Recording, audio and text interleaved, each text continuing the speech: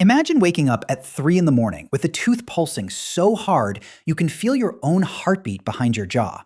There is no dentist office to call, no painkiller waiting in a cabinet, and no real understanding of what's actually happening inside your mouth. What you have instead is a neighbor down the street who also happens to cut hair, pull teeth, and occasionally perform surgery, all with the same set of tools. That neighbor is your dentist. He's called a barber-surgeon, and across most of medieval Europe, he's the closest thing to dental care most people will ever see in their entire lives. The barber-surgeon role didn't start out connected to teeth at all. Barbers were valued for one specific skill that mattered far beyond haircuts. They were comfortable handling sharp blades around the human body, and they had the steady hands to do it precisely. That made them the natural choice for bloodletting, a treatment doctors prescribed constantly for almost every ailment imaginable. Once a barber was already trusted with a blade near someone's throat, extending that trust to a painful tooth wasn't a large leap. Barbers across Europe began forming their own guilds, and within those guilds, tooth extraction became a standard, expected service, sitting on the same price list as a shave and a bloodletting. Before any extraction happened, though, medieval patients needed an explanation for why their tooth hurt in the first place, and the explanation that dominated for centuries had nothing to do with bacteria or decay. People believed a small worm was living inside the tooth, actively gnawing through it from the inside. The idea wasn't unique to medieval Europe. It shows up independently in ancient Sumerian texts, in early Chinese medical writing, and eventually spreads across the medieval world as the default explanation for almost any dental pain. It held on for thousands of years, in part because it actually matched what people could see and feel, a dark, eaten-out cavity that looked exactly like something had bored through wood, paired with a throbbing pain that genuinely felt like movement underneath the surface. Convinced something living was inside the tooth, medieval healers built entire treatments around evicting it. One especially common method in medieval England involved burning henbane seeds over hot charcoal and having the patient inhale the smoke directly. Henbane happens to have real narcotic properties, so patients may have genuinely felt some relief, which only reinforced the belief that the treatment was working as intended. But the detail that sealed the myth in people's minds was simpler than the medicine. Burnt henbane seeds curl and blacken in a way that looks unmistakably like tiny worms. Patients who underwent the treatment were often shown the ash afterward as proof that the worm had been successfully smoked out, when what they were actually looking at was nothing more than burnt plant matter shaped by heat. When fumigation didn't work, or when the pain became unbearable, extraction was usually the next and final step, and there was no real alternative to offer instead. The most advanced specialized tool of the era was a device called the dental Pelican, developed in the 14th century by the French surgeon Guy de Chauliac, and named for its curved, hooked shape, which resembled a pelican's beak. A blacksmith would hammer it out by hand, and a barber surgeon would hook it around the base of the offending tooth and apply leverage to wrench it free. It worked in the sense that it usually did eventually remove the tooth. It also frequently damaged the surrounding gum and bone in the process, occasionally fractured the jaw itself, and stayed in common use for roughly 4 centuries before anyone designed something meaningfully better. Through all of this, the patient was fully awake and fully aware of everything happening to them. There was no anesthesia in any form resembling what exists today. The only substance reliably available to dull the experience even slightly was alcohol, and it dulled fear and panic far more effectively than it dulled actual pain.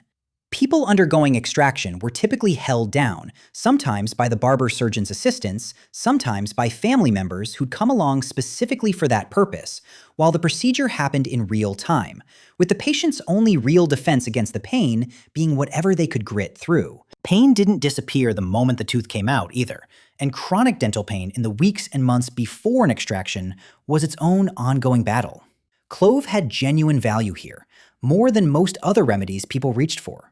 The oil pressed from clove buds contains a compound called eugenol, a natural anesthetic that numbs nerve endings on contact, and it had been recognized for that effect in parts of Asia for over 2,000 years before it made its way into European herbal medicine.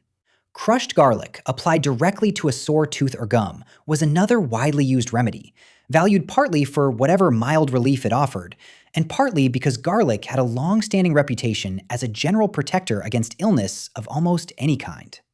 Neither treatment came close to eliminating real pain.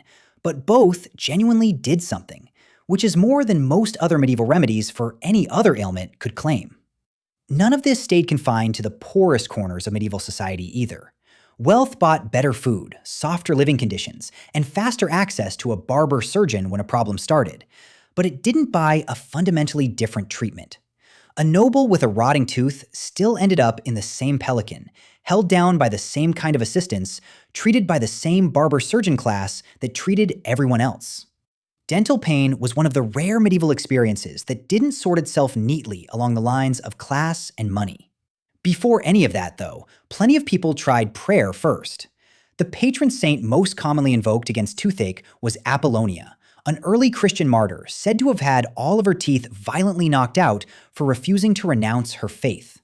By the medieval period, her story had been transformed into something closer to medical folklore. Sufferers recited specific prayers asking for her intercession.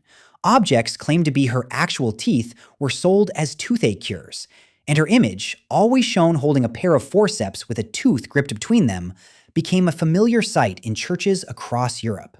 Prayer wasn't seen as separate from medicine in this period. For a problem with no reliable cure, asking a martyred saint for relief was simply another tool in the same toolkit as henbane smoke or a barber's Pelican, and people reached for whichever one was available. When prayer and herbs both failed, extraction sometimes became less of a private ordeal and more of a public event. People who could afford to wait, rather than seeking out the nearest barber the moment pain started, would sometimes hold off until a major regional fair came to town. These fairs often featured traveling tooth pullers, performing extractions as a kind of public spectacle, complete with trumpets, costumes, and a gathered crowd of onlookers there specifically to watch. It sounds almost theatrical today, and it was meant to be exactly that. A skilled, confident tooth puller performing in front of an audience was, in its own way, a form of advertising.